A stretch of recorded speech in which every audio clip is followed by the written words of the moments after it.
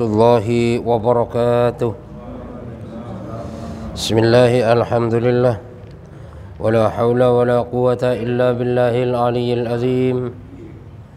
Ashhadu an la ilaha illallah wahdahu la syarika lah. Wa ashhadu anna Muhammadan abduhu wa rasuluh la nabiyya ba'dah.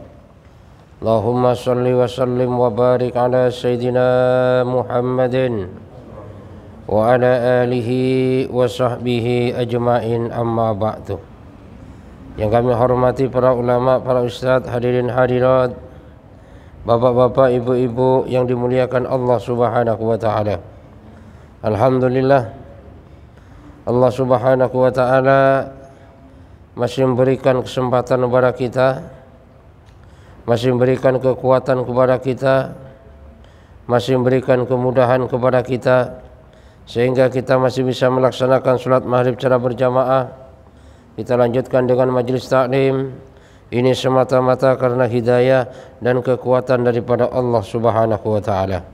Maka mudah-mudahan seluruh ibadah yang dilakukan diterima oleh Allah Subhanahu wa taala, menjadi sebab dosa kita diampunin oleh Allah, menjadi sebab dosa orang tua kita, mertua kita, keluarga kita, guru-guru kita, orang kampung kita, bahkan umat seluruh alam diampunin oleh Allah, menjadi sebab selamat daripada api neraka dan masuk surga tanpa dihisab oleh Allah Subhanahu wa taala.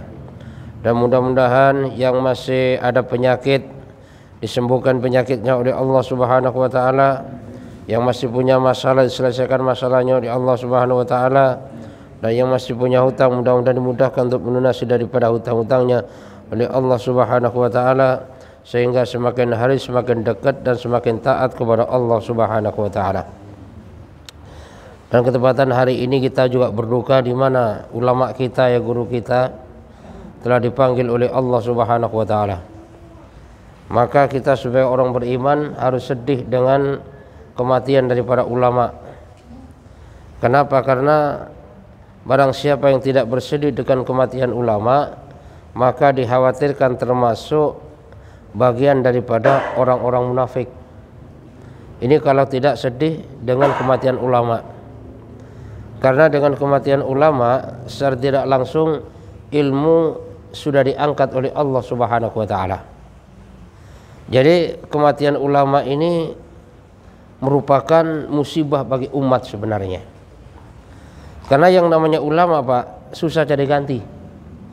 Ya barangkali kalau Pak Camat meninggal dunia, besok udah ada gantinya. Pak Lurah meninggal dunia, ada gantinya. Bahkan Presiden meninggal dunia, besok sudah ada gantinya. Bahkan yang menggantikan ini berebut. Nah, tapi kalau ulama yang meninggal dunia, ini masih belum tentu ada gantinya, ya. Makanya saking pentingnya daripada ulama ini, Sayyidina Hasan mengatakan, laulal ulama'u fasaron nasu kullahum mislul bahaim. Jadi kok seandainya tidak ada ulama, maka manusia ini pasti akan menjadi sebagaimana binatang. Ini kalau nggak ada ulama. Artinya apa? Artinya di dalam kehidupan manusia ini sudah tidak ada yang ngebimbing, sudah tidak ada yang mengarahkan, sehingga hukum sudah nggak tahu, halal haram sudah nggak tahu, sehingga kehidupannya ini maka akan layaknya binatang apabila tidak ada yang namanya ulama. Masih ada ulama saja, kadang-kadang hidup manusia udah niru binatang, apalagi nggak ada ulama. Nah, disinilah ya pentingnya peran daripada yang namanya ulama. Makanya kita bersyukur, Pak, kalau di kalangan kita masih banyak ulama. Kita bersyukur. Kenapa? Masih ada yang ngebimbing hidup kita sampai akhirnya menuju surganya Allah Subhanahu wa taala. Maka mudah-mudahan kita berdoa sama-sama, ya, guru kita Ustadz Rahmat, ya, almarhum Ustadz Rahmat diampuni dosanya oleh Allah Subhanahu wa taala, dan mudah-mudahan kuburnya menjadi taman daripada taman surga, dan mudah-mudahan selamat daripada api neraka dan masuk surga tanpa dihisab oleh Allah Subhanahu wa taala. Dan mudah-mudahan juga keluarga yang ditinggalkan berikan ketabahan, kesabaran oleh Allah Subhanahu wa taala, sehingga menjadi orang-orang yang taat, yang dimana orang yang taat keluarga yang taat ini akan menjadi aset yang paling berharga bagi keluarganya yang sudah meninggalkan dunia. Kita lanjutkan kajian kita masih di bab tentang huru-hara dan kedahsyatan daripada hari kiamat. Bismillahirrahmanirrahim. Qala musannif rahimahumullah. An Abi Hurairah radhiyallahu anhu ar-Rasulillah sallallahu alaihi wasallam qala ma bainal nafkhataini arba'una sanatan yanzilullahu minas sama'i ma'an kamanir rijali fayambituna kama yambitul baqal. Diceritakan daripada Abu Hurairah bahwasanya Rasulullah sallallahu alaihi wasallam bersabda, antara tiupan trompet, tiupan yang satu dengan tiupan yang lain atau yang kedua itu jaraknya 40 tahun. Jadi trompet ditiup oleh malaikat Israfil dan ditiup lagi itu jaraknya 40 tahun. Nah, makanya setelah tiup lagi oleh malaikat Israfil ya. Maka pada saat itu Allah Subhanahu wa taala menurunkan hujan daripada langit yang dimana hujan ini airnya seperti air sperma laki-laki. Nah, banjir selama 40 hari. Jadi airnya seperti sperma laki-laki. Nah, kemudian pada saat itu manusia yang sudah meninggal dunia semuanya itu mulai bertumbuhan sebagaimana tumbuhnya benih-benih. Ya kayak istilahnya benih yang disiram tumbuh, Pak. Itulah kondisi manusia nanti seperti itu. Jadi mulai zaman Nabi Adam alaihissalam sampai terakhir kali manusia yang lahir sebelum kiamat, nanti setelah tiupan yang akhirnya Allah menurunkan hujan seperti sperma laki-laki, maka semuanya tumbuh sebagaimana tumbuhnya benih-benih.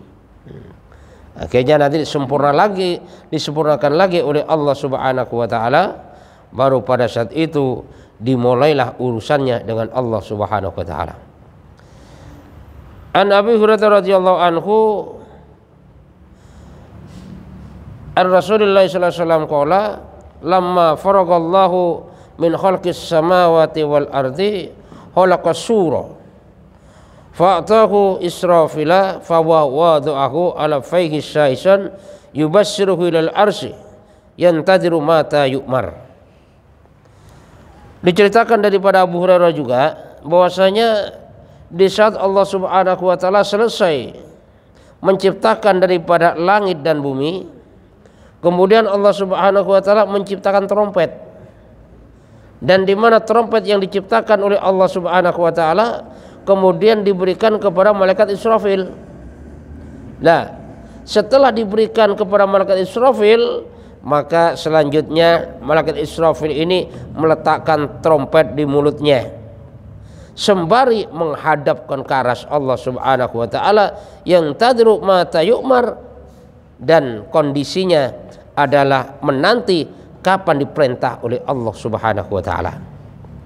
Nah, makanya dari dulu sampai sekarang malaikat Israfil ini di mulutnya ada trompet, Pak.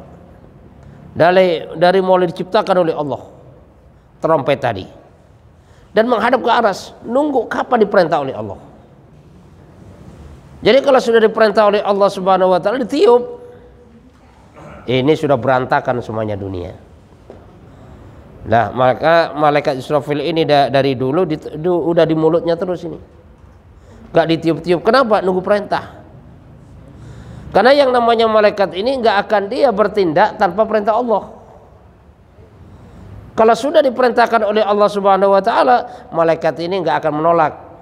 Karena malaikat ibadun la ya'sun Allah, seorang hamba yang tidak pernah menolak atau bermaksiat kepada Allah Subhanahu wa taala, itulah malaikat. Makanya malaikat ini makhluk yang taat. Ada yang diciptakan oleh Allah Subhanahu wa taala sujud sampai sekarang enggak bangun-bangun. Ada yang bagian ruku terus. Ada yang bagian macam-macam sampai sekarang tuh. Nah, sedangkan malaikat Israfil sendiri mulai diciptakan daripada trompet tadi sampai sekarang trompet masih berada di mulutnya sembari menunggu kapan diperintahkan oleh Allah Subhanahu wa taala. Qultu, kata Abu Hurairah, ya Rasulullah, Abu Hurairah bertanya, wa masur, apa itu trompet ya Rasul? Atau bahkan bagaimana bentuk daripada trompet? Maka qala qarnun min nurin, yaitu kayak tanduk yang yang mengkilap, yang dari cahaya. Jadi kayak tanduk, Pak. Kayak trompet yang sekarang itu bentuknya kayak tanduk. Itu sudah siap untuk ditiup oleh malaikat Israfil dan tinggal menunggu perintah Allah Subhanahu wa taala. Dan kemudian Abu Hurairah nanya, lalu besarnya bagaimana trompet itu ya Rasul? Besarnya adalah seperti langit dan bumi. Ya. Jadi besar lebarnya yang namanya trompet yang di mulut malaikat Israfil itu seperti besarnya langit dan bumi. Artinya apa? Sekali tiup, Pak. Ya misalnya gini kan, kita ada trompet, kita letakkan di situ balon misalnya kan, kita tiup, udah habis itu kan, udah goncang kemana-mana. Ibaratnya seperti itu. Yunfau fi salasut nafakhatin, dan trompet tadi ditiup ini 3 kali tiupan. Apa saja? Yang pertama, tiupannya ini yang diriwayatkan daripada Abu Hurairah, nafhatun lil fas'i. Tiupan yang pertama untuk menakutkan, ya.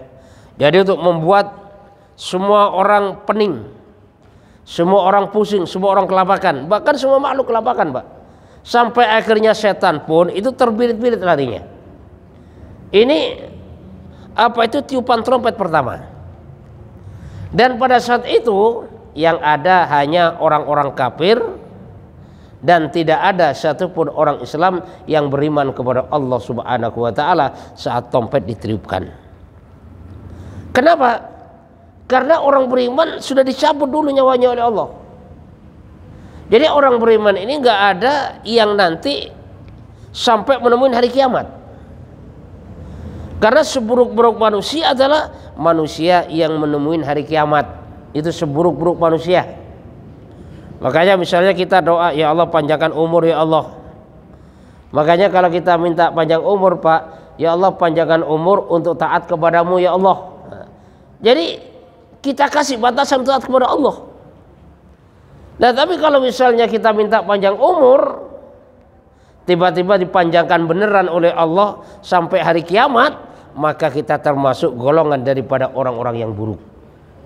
Kenapa? Karena orang yang baik tidak akan mengalami daripada yang namanya hari kiamat. Makanya Rasulullah SAW sampaikan, la taqumus sa'atu hatta la yaqula fil ardi Allah Allah, bahwasanya kiamat tidak akan terjadi sampai akhirnya di bumi ini tidak ada orang yang mengatakan Allah Allah, artinya orang yang beriman kepada Allah Subhanahu wa taala. Maka pada saat itulah trompet ditiup oleh malaikat Israfil dengan perintah Allah Subhanahu wa taala, dan semua makhluk pada kebingungan dan ketakutan. Lalu berapa lama? Kalau kita mengacu keterangan di awal tadi, yaitu tiupan satu ke tiupan yang kedua selama 40 tahun. Berarti kebingungan lari sana sini selama 40 tahun tuh, Pak. Dan kemudian wanafatul syaqi. Dan tiupan yang kedua untuk membinasakan semuanya. Jadi semuanya binasa. Semuanya dimatikan oleh Allah Subhanahu wa taala. Tidak ada yang tersisa. Baik itu jin, setan, semuanya mati semuanya. Itu tiupan kedua. Jadi udah benar-benar udah nggak ada sisa. Tapi di situ ada satu riwayat menceritakan bahwasanya yang tersisa ini hanya malaikat Jibril, Mikail, Israfil, kemudian malaikat yang membawa aras, bertanggung jawab kepada aras, dan malaikat Israel. Itu yang hidup. Selain itu semuanya mati.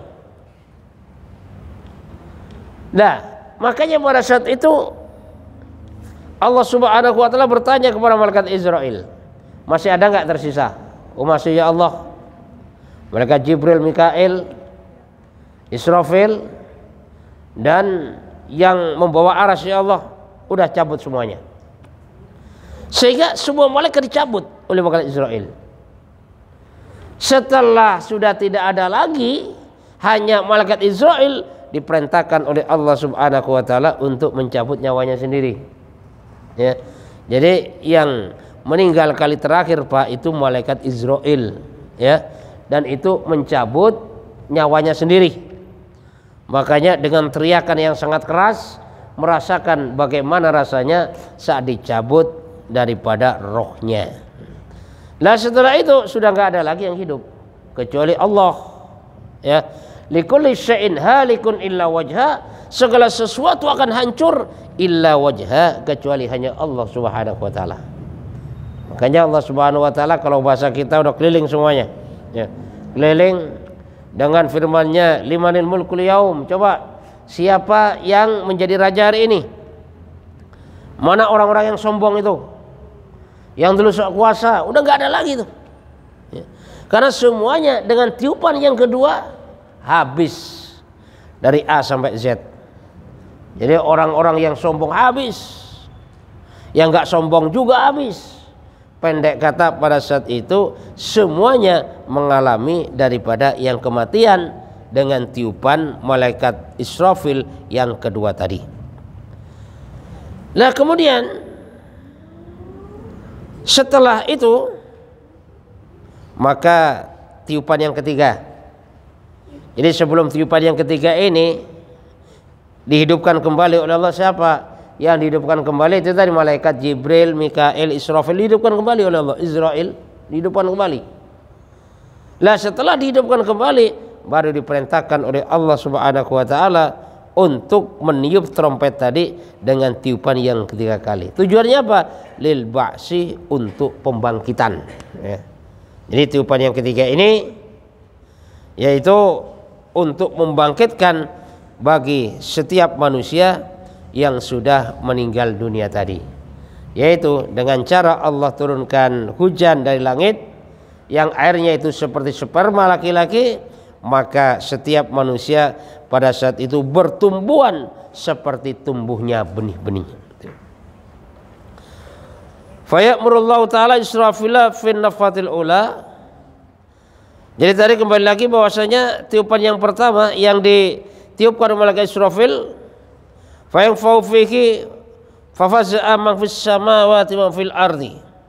Jadi tiupan yang pertama tadi semua yang ada di bumi, ada di langit, semuanya pada kebingungan. Jadi sebagaimana firman Allah Subhanahu wa taala, wa yauma yunfakhu fis-suri wa fasi'a man fis samawati wa fil ardi illa man sya'allahu. Jadi di saat ditiup daripada trompet, maka semua yang ada di langit dan bumi dalam keadaan kebingungan, dalam keadaan juga apa itu istilahnya kelabakan kemana-mana, kecuali orang-orang yang dikehendaki oleh Allah Subhanahu wa taala. Tapi kalau orang dikehendaki oleh Allah ya nggak apa-apa, Pak. Cuman pada saat itu yang dikehendaki oleh Allah cuman malaikat itu aja, ya Jibril, Mikail, Israfil yang tidak meninggal dunia. Karena pada saat itu kalau orang-orang beriman ini sudah dicabut duluan nyawanya oleh Allah Subhanahu wa taala sehingga tidak menemuin daripada yang namanya kiamat. Jadi wa tazalzalal ardu wa tadhalu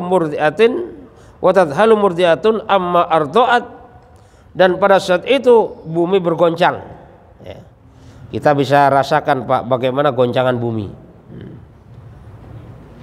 Kemarin Pak waktu malam tahun baru itu ketepatan saya ada pesantren kilat di Bandung. Itu merasakan gempa Pak. Kata di Tasik itu pusatnya, tapi di Bandung waktu makan gempa Pak itu Pak.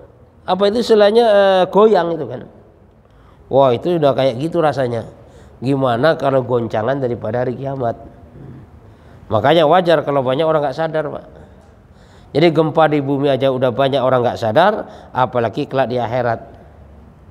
Makanya dulu waktu gempa di Padang dulu saya sampai ke sana kan 2 kali itu. Cerita orang sana Pak. Saat gempa itu saking bingungnya orang. Dia itu punya anak kecil. Dia lari keluar, ternyata yang digendong bantal, Pak. Bukan anaknya tuh. Itu saking bingungnya tuh. Jadi setelah gempa selesai baru dia sadar, ternyata yang selama digendong ada bantal. Nggak sadar dia. Padahal gempa baru berapa menit. Itu belum gempa hari kiamat. Dan ada juga yang dari kamar mandi udah keluar gitu aja dah. Ya. Jadi udah kagak pakai baju, pokoknya udah keluar aja. Cari aman. Jadi udah gak ada rasa malu pada saat itu dah. Padahal gempanya cuma berapa menit. Ya. Bagaimana kalau sampai terjadi gempanya hari kiamat? Ya. Dan makanya pada saat itu watadhalu murdiatun amma arda'at, dan orang-orang yang menyusuin maka susuannya pun akan ditinggalkan. Ya, contohnya tadi itu kan. Jadi saat di dalam rumah gempa, dia lagi sama anak kecilnya, tiba-tiba yang digendong itu bantal. Nyusuin, ditinggal susuannya itu, Pak. Udah nggak peduli lagi itu. Istilahnya akal sudah benar-benar hilang. Itu akan terjadi yang semacam itu. Wa tadau kullu dzati hamlin hamlaha, dan bahkan orang yang sedang hamil itu langsung akan berguguran daripada hamilnya. Ya. Orang yang hamil berguguran semuanya karena dahsyatnya goncangan daripada yang namanya hari kiamat. Wa tarannasu sukara wa ma hum bisukara, dan manusia terlihat dalam keadaan mabuk dan pada dasarnya mereka itu tidak mabuk. Walakinna adzaballahi syadid, tapi mereka itu pada dasarnya mendapatkan siksa yang sangat pedih daripada Allah Subhanahu wa taala. Jadi wa tarannasu sukara wa ma hum bisukara. Jadi manusia udah kelihatan mabuk udah. Yang namanya mabuk, Pak, kalau benar itu mabuknya udah keloyongan gak karuan itu. Pokoknya udah tiarap gak karuan itu, gak teratur. Jadi kelihatannya mabuk, tapi pada dasarnya mereka gak mabuk. Dan itulah merupakan azab daripada Allah Subhanahu wa taala bagi orang-orang yang mungkar, yang ingkar, yang jauh daripada Allah Subhanahu wa taala. Wa tasirul wildanu syaiba, dan pada saat itu anak kecil akan langsung beruban. Ya. Jadi anak kecil masih lari-larian gitu, Pak, masih kecil. Dengan goncangan hari kiamat itu, maka dia akan langsung beruban. Bagaimana dahsyatnya daripada yang namanya goncangan hari kiamat. Makanya orang-orang yang beriman kepada Allah Subhanahu wa taala tidak akan mengalami daripada goncangan kiamat. Ya. Berarti kalau kita ngalamin goncangan kiamat, berarti kita bukan termasuk orang-orang baik, Pak. Tapi kalau orang baik tidak akan mengalami daripada goncangnya hari kiamat. Makanya saat goncang itu, Pak, itu sebenarnya tergantung bagaimana keyakinan kita, keimanan kita. Di saat keimanan kita kuat, takutnya kepada Allah Subhanahu wa taala kuat, maka saat ada goncangan dia tetap tenang-tenang saja. Kenapa? Karena dia yakin goncangan ini datangnya daripada Allah Subhanahu wa taala. Ya dulu, Pak, waktu di mana itu kan di Sulawesi ya, Bapak, kan? Yang ada orang sholat jadi imam sholat, tetap dia. Ya. Karena sholatnya benar seperti itu. Ya. Jadi contoh orang yang sholatnya benar, walaupun ada goncangan, maka dia pun tidak membatalkan daripada sholatnya. Misalnya berdiri sudah nggak bisa karena jatuh, maka dia posisi jadi duduk di sholatnya. Nah, tapi orang-orang yang sholatnya masih belum benar, ya, dalam keadaan sholat pun langsung dia kabur kemana-mana, bertaburan menyelamatkan diri. Padahal menyelamatkan diri itu dalam sholat. Itu kan beredar dulu videonya kan, bahwasanya dalam keadaan sholat gempa, maka tetap saja melanjutkan daripada yang namanya sholatnya. Itu jadi kalau kita lihat ya, bagaimana nanti apa itu kegoncangan daripada hari kiamat itu, kita tidak bisa membayangkan bagaimana dahsyatnya azab Allah pada saat itu kepada orang-orang yang ingkar kepada Allah Subhanahu wa taala. Wa tatayyara syayatin haribatan, dan pada saat itu setan itu udah gonjang-ganjing, setan itu udah lari sana lari sini, kebingungan setan. Jadi lari menyelamatkan diri, cari selamat dalam keadaan ketakutan itu setan. Nah, makanya setan yang pada saat ini Kak sok gagah misalnya kan, istilahnya sok hebat, semua orang dipengaruhin, semua orang diajak kepada keburukan, digelincirkan dari jalan Allah. Tapi nanti kalau sudah terjadi goncangan hari kiamat, setan itu lari berhamburan. Makanya pada saat itu setan udah nyesel banget dah ya. Tapi penyesalan setan pada saat itu sudah tidak ada artinya sama sekali. Makanya Pak, ya sekarang aja ibaratnya gini aja, ada orang hebat banget, sombong banget, emang gede badannya, kuat, tapi giliran sakit Pak, udah nggak ada apa-apanya itu Pak ya. Apalagi udah sakitnya parah, udah kurus, udah tinggal tengkoraknya, udah nggak ada apa-apanya lagi. Artinya apa? Artinya kalau kita sombong, apa yang mau disombongin? Setan saja kalau sudah terkena daripada goncangan hari kiamat, maka setan pada saat itu lari tunggang langgang ingin menyelamatkan diri, tapi dia pun tidak dapat menyelamatkan dirinya. Itu setan ya, yang sekarang ini istilahnya menggoda manusia dengan licik. Kalau sudah datang hari kiamat, ternyata ketakutan juga ya. Makanya firman Allah Subhanahu wa taala, "Ya nasu taqu rabbakum inna zalzalatas saati syai'un azim." Ya. Makanya peringatan Allah Subhanahu wa taala, wahai manusia, takutlah kepada Tuhan. Siapa? Allah. Ya. Yang disuruh manusia ini agar supaya takut kepada Tuhanmu Allah, agar takut kepada Allah. Kenapa? Karena sesungguhnya kegoncangan daripada hari kiamat itu adalah sesuatu yang sangat luar biasa, kegoncangan yang sangat dahsyat, kegoncangan yang dimana pada saat itu semua orang pada kebingungan dan semua orang ingin menyelamatkan dirinya sendiri, tapi ternyata sia-sia kondisinya pada saat itu. Ini peringatan Allah ya. Wahai manusia, takutlah kepada Allah di mana suatu saat ada kegoncangan yang sangat luar biasa di saat datangnya daripada yang namanya hari kiamat. Ini hari kiamat akan terjadi Pak. Tanda-tandanya sudah banyak sekarang ya. Jadi tanda-tanda hari kiamat sudah banyak. Jadi nggak lama lagi hari kiamat itu. Tinggal tanda-tanda yang besar ya. Dari dulu sudah banyak tanda-tanda kiamat. Ya termasuk apa itu tanda-tanda kiamat itu, ya berpakaian tapi telanjang, itu tanda-tanda kiamat juga Pak. Artinya apa? Dia berpakaian cuman lekuk-lekuk tubuh masih kelihatan, seorang wanita, itu tanda-tanda kiamat juga. Ada wanita menyerupai laki-laki, laki-laki menyerupai wanita, itu juga tanda-tanda kiamat. Cara berpakaian seorang wanita menyerupai laki-laki, itu juga tanda-tanda kiamat. Jadi banyak tanda-tanda kiamat yang sudah tampak ya. Tinggal yang besar nanti, masuk turunnya Dajjal, itu sudah mendekati kiamat. Turunnya Nabi Isa alaihissalam, itu sudah mendekati kiamat ya. Nah makanya sebelum kiamat itu terjadi ya, sekarang kita perbanyak amalan, perbanyak ibadah kepada Allah Subhanahu wa taala. Sehingga apa? Sehingga nanti saat kita meninggal dunia, maka kita diterima sebagai hamba Allah Subhanahu wa taala. Nah, karena kan kita sebagai orang beriman, yang jelas sebelum hari kiamat sudah dimatikan dulu oleh Allah Subhanahu wa taala, agar supaya orang-orang beriman ini tidak merasakan bagaimana dahsyatnya kegoncangan daripada yang namanya hari kiamat. Ini kan terjadi ya kepada siapa saja, karena firman Allah Subhanahu wa taala, kullu nafsin dha'iqatul maut, setiap manusia ini pasti akan mengalami kematian.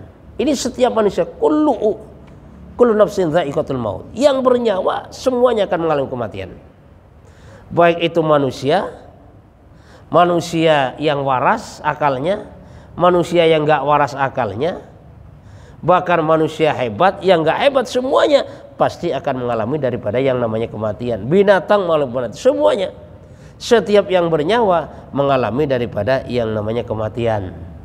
Lah cuman kalau orang-orang yang beriman kepada Allah Subhanahu wa taala, sebelum kematiannya maka dipersiapkan bekal untuk kematian. Ini orang beriman nih. Tapi orang-orang yang tidak beriman kepada Allah Subhanahu wa taala, maka hidupnya di dunia ini dipuas-puaskan untuk bermaksiat kepada Allah, dipuas-puaskan untuk semua keinginannya.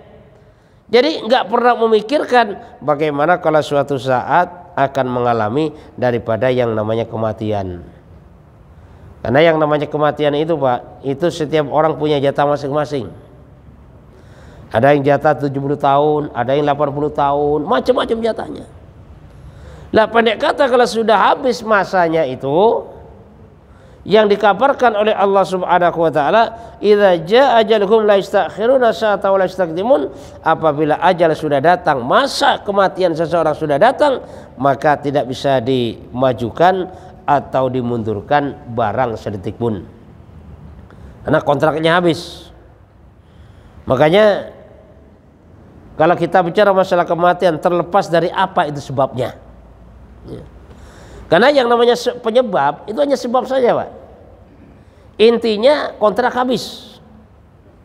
Makanya dulu di saat malaikat Israel ini ditugaskan oleh Allah Subhanahu wa taala untuk mencabut daripada nyawa, maka ada permintaan kepada Allah. Ya Allah, jadikanlah sebab kematian seseorang. Kenapa? Karena kalau nggak ada sebab kematian seseorang, maka nanti yang disalahin malaikat Israel Pak. Kenapa dia meninggal itu gara-gara Israel gitu pasti itu. Yang disalahin malaikat Israel.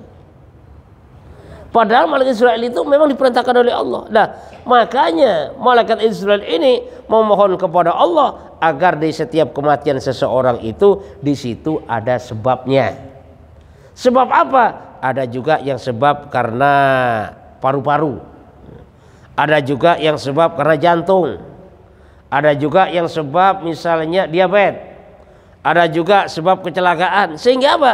Sehingga kalau ada yang nanya kenapa dia meninggal dunia, oh dia meninggal karena jantung. Berarti jantung yang disebut. Malaikat Israel nggak ada yang nyebut itu. Oh kenapa meninggal? Tabrakan yang disebut. Malaikat Israel kagak disebut-sebut tuh. Aman malaikat Israel nggak disebut-sebut. Padahal apapun penyebabnya, yang mencabut nyawa seseorang itu yaitu malaikat Israel. Ya. Makanya sebabnya macam-macam Pak. Bahkan ada juga sebabnya tidur kagak bangun lagi, ada itu. Penyebabnya apa itu istilahnya cuman kesandung, ada juga itu. Bahkan ada juga di kampung penyebabnya diserempet motor Pak, meninggal itu Pak. Cuma diserempet, nggak parah serempetannya itu, meninggal. Dan itu hanya merupakan sebab saja, tapi pada dasarnya memang masanya sudah habis dan memang harus meninggalkan kehidupan dunia. Jadi makanya kalau yang namanya kematian itu tidak disebabkan penyakit juga. Kenapa? Karena ada juga orang yang sakit sudah bertahun-tahun nggak meninggal juga Pak. Ada juga orang yang gak sakit, ya tiba-tiba ada pengumuman dari bermasjid inna lillahi wa inna ilaihi rajiun. Jadi yang namanya kematian gak harus sakit juga dan gak harus tua juga. Itulah kematian. Dan setiap orang pasti akan ngalamin. Makanya kalau kelahiran ini sistemnya urut, tapi kalau kematian sistemnya cabut. Urut bagaimana? Dari buyut dulu yang lahir. Kemudian kakek, habis kakek bapak, habis bapak baru kita. Urut Pak. Gak ada istilahnya cucu lahir duluan lalu kakeknya gak ada tuh. Ya. Jadi urut dari buyut, kakek, bapak dan sebagainya. Tapi kalau yang namanya kematian itu sistemnya cabut. Yang namanya sistem cabut gak pandang siapa. Ya. Bisa jadi cucunya duluan, kakeknya belakangan, bisa itu. Bisa jadi yang tua duluan, yang muda belakangan, bisa tuh. Kenapa? Karena sistemnya cabut dan setiap orang itu punya jatah masing-masing. Ya. Makanya Pak, kalau belum waktunya meninggal dunia Pak, walaupun sakit apapun gak akan meninggal. Makanya keterangan dalam kitab Dzakul Akbar itu bahwasanya Allah Subhanahu wa taala punya satu pohon di bawah aras, yang dimana setiap daun dari para pohon itu ada namanya orang yang hidup di dunia ini. Makanya saat satu daun itu jatuh, dilihat oleh malaikat Israel, oh ini namanya si A. Makanya kata malaikat, ini si A ini mayit yang berjalan di bumi. Lah kalau sudah seperti itu, kurang 40 hari meninggalnya seseorang tadi. Lah makanya walaupun dibawa kemana saja berobatnya Pak, tetap saja nggak akan sembuh. Ya. Misalnya mentang-mentang orang kaya, udahlah coba bawa ke luar negeri, cari dokter yang paling hebat, nggak akan sembuh juga. Kenapa? Emang sudah jatahnya itulah. Lah kalau belum jatahnya meninggal Pak, dikasih air putih aja sembuh tuh, ya kan? Makanya kalau kelihatan orang udah parah banget ya, dibawa ke rumah sakit percuma Pak. Di rumah sakit meninggal juga, ya kan? Kan banyak kan orang berangkat ke rumah sakit, nyampe rumah sakit meninggal pulang lagi. Lah memang kondisi seperti itu udah nggak usah dibawa ke rumah sakit, udah biarin aja meninggal di rumah ditalkin, ya kan? Kalau meninggal di rumah kan banyak yang nalkin, banyak ngiyasinin, banyak ngedoain. Kalau di rumah sakit kadang-kadang kagak ada yang nalkin itu kan, nggak ada yang ngedoain. Nah kalau memang udah kondisinya parah, udahlah misalnya punya duit banyak, udahlah sedekahin aja duitnya ini. Ini untuk berobat bapak saya, nggak jadi, saya sedekahkan aja tuh siapa itu. Kenapa? Toh dibawa ke rumah sakit, kalau sudah waktunya meninggal ya meninggal. Apalagi setelah udah ngap-ngapan itu kan. Itu ya itu tadi kan banyak di jalan udah pulang lagi dah. Ya, untuk selama-lamanya. Nah itulah ya. Apa itu kematian ini merupakan hal yang misterius yang pasti akan terjadi kepada siapa saja, dan kita harus mempersiapkan kapan kematian itu datang kepada kita. Sehingga apa? Sehingga kalau kita persiapkan dari sekarang, suatu saat kalau kematian datang, maka Allah ridho kepada kita. Makanya pada dasarnya kita sholat berjamaah, pada dasarnya mempersiapkan bekal kematian. Kita duduk majelis taklim, mempersiapkan bekal kematian. Kita baca Quran, bekal itu Pak. Sedekah bekal. Kita zikir itu bekal semuanya. Sehingga semakin banyak ibadah yang kita lakukan, berarti semakin banyak bekal yang akan kita bawa untuk menghadap Allah Subhanahu wa Ta'ala. Yang repot ini Pak, nggak punya bekal, ini repot. Ya. Kenapa? Saat di dunia kagak mau cari bekal, pokoknya bersenang-senang terus. Sehingga apa? Ibarat orang kampung, pulang kampung kagak punya bekal, mau pulang ke Surabaya dari Jakarta, bekalnya cuma 5.000 Pak, coba bayangkan. Ini kan bisa belangsak di jalan ini. Kenapa? Waktu di Jakarta nggak mau rajin cari bekal. Nah tapi kalau rajin cari bekal waktu merantaunya kan ya, pokoknya nggak ada waktu selain untuk cari duit, untuk kerja. Suatu saat kalau sudah waktunya pulang kampung, maka bekalnya banyak. Misalnya mau pulang ke Surabaya, di kantong ada uang 10 juta Pak. Tenang banget tuh ya. Di ATM-nya 1 miliar misalnya kan, di dompet kantong 10 juta, kita mau pulang ke Surabaya, tiket cuma berapa, udah tenang banget tuh ya.